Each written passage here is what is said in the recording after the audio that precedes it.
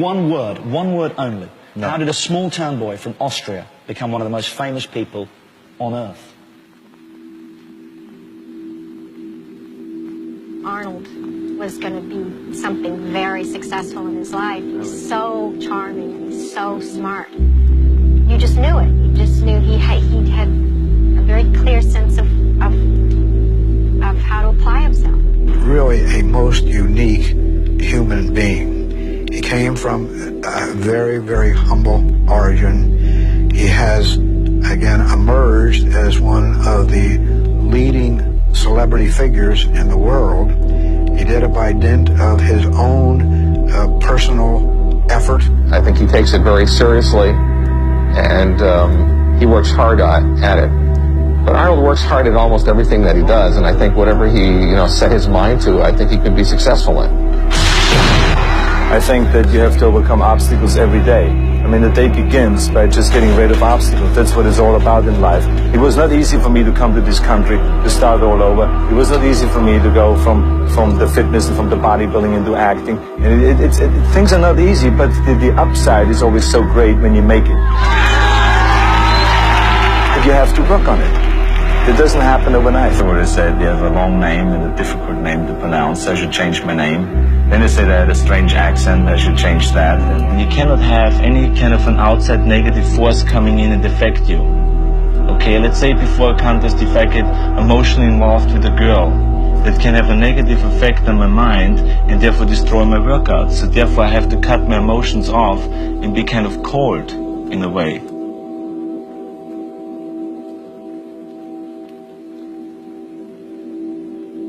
Growing up, you had no plumbing. I don't think you had a toilet, no shower. You had heat only from the stove. What do you think not having much growing up taught you? Growing up like the way I did, poor, and with none of those luxuries. All of those things, made you much more hungry for success. So when you grow up like that, you don't shy away from anything. I mean, working to me was kind of like never, oh my God, I have to work. I loved working.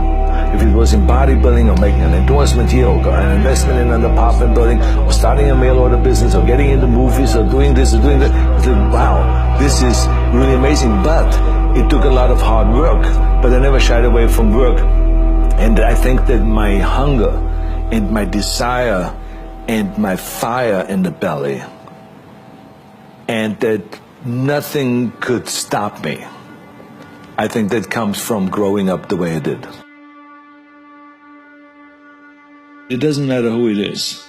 The most successful person in the world can tell you honestly that they also had a tremendous amount of failures. It's not always just success. The key thing is that we learn from the failures actually more than from our successes. It doesn't matter if you talk about the best basketball player. I remember Michael Jordan one time said in an interview that he missed 9,000 shots. Here he was one of the greatest, if not the greatest basketball player in the world. So yes, you miss. Everyone has failures. So the key thing is that you learn from those failures and you move on. I had my failures in bodybuilding. I lost bodybuilding competitions.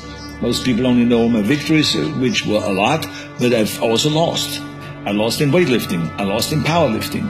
I embarrassed myself many times trying to lift the 500 pounds on a bench press in front of 2,000 people in a beer hall in Germany, and I failed and it crashed on my chest and I couldn't make it, but eventually I did make it. I lost, I had failures in the movie business. I remember I had a lot of movies that went through the roof, but then there were movies that went right in the toilet that were not as successful. Books that I came out with that were on the New York Times bestseller list, and then others that didn't, live up to the expectations and failed. I have failures also, I remember, in my personal life.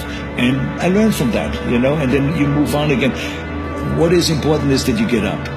When you fall, the winner always gets up, and the loser stays down. That's what's the difference. So to me, the important thing is always that when you fail on something, get up, you dust yourself off, and you move on, and have again a great vision of which direction you want to go. Pick another goal and keep moving forward. You have to have tunnel vision. And you got to have blinders on and not to see anything that is on the left and the right side, and just really focus in what they call in golf and in tennis and all these ball sports. Keep your eye on the ball.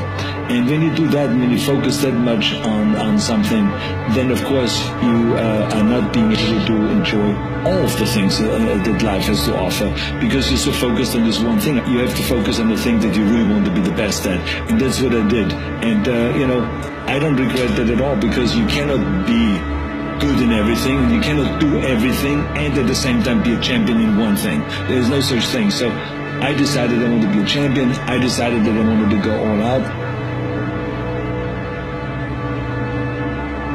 Giving back and recognizing that every one of us needs help.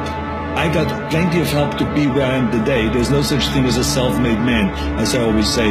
There's people that helped me to be where I am today, so it is up to me now to inspire other people, to help them, and to go and reach out and to help. And I just love giving back, where you don't think about what is in it for me, but, how can I help?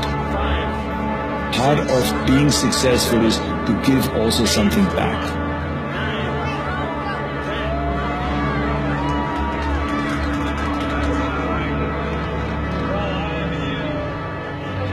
The more you create resistance to the person, the stronger that person gets. And the stronger your character gets, and the more you can endure. Be quick, but amateurs then. You know what I mean. Okay.